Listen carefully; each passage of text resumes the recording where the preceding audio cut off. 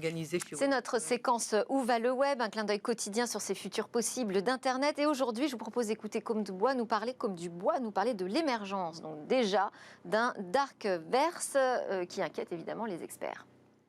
Salut à tous. Si le métavers est souvent considéré comme le futur d'Internet, il est aussi un nouveau terrain de jeu pour les cybercriminels. Dans un récent travail de recherche, le fournisseur de solutions de sécurité Trend Micro explique qu'une sorte de darknet pourrait émerger du métavers, semblable à celui qui existe aujourd'hui sur Internet. Selon ce rapport, ces menaces ressembleraient pour beaucoup à ce que nous connaissons déjà dans le Web 2. Les chercheurs en ont identifié plusieurs.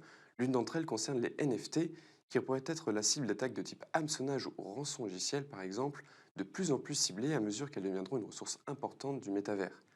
Toujours selon Trend Micro, le Darkverse pourrait devenir le lieu de prédilection des criminels pour mener des activités illégales en raison des difficultés rencontrées par les autorités pour infiltrer et surveiller des organisations dans le Web 3.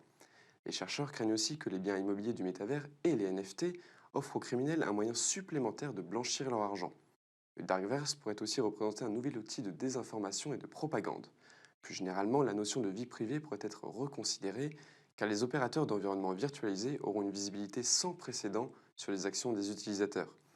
Si Trend Micro reconnaît que les menaces que son rapport met en avant ne sont pour le moment des suppositions, l'entreprise encourage les acteurs de la sécurité informatique à réfléchir dès maintenant à la manière dont le Web3 sera utilisé par les cybercriminels, afin d'anticiper au mieux les menaces et de créer des réponses efficaces. Alors, le métavers qui amène, j'imagine, à repenser les actions de police, hein, c'est monde immersif. Véronique Béchu en a parlé tout à l'heure. Jean-Christophe Le Toquin, de Point de Contact, j'imagine que c'est aussi un sujet de préoccupation. Oui, non, clairement, c'est un sujet qui est plutôt à l'état de recherche aujourd'hui et d'anticipation que vraiment de réalité de terrain. Comme on a dit tout à l'heure, aujourd'hui, le vrai problème, c'est vos enfants.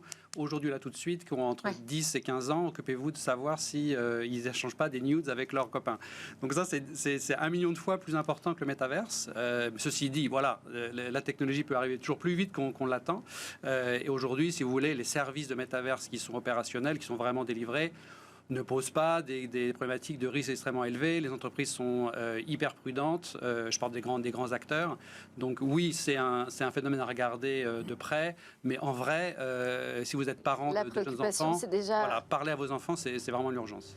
Merci beaucoup Jean-Christophe Le Toquin de Point de Contact, Alexandre Bolatti de Bioxégie et Muriel Toiti de OnePoint. Merci aussi à tous de nous suivre régulièrement dans Smart Tech. On se retrouve évidemment pour une nouvelle discussion sur la tech.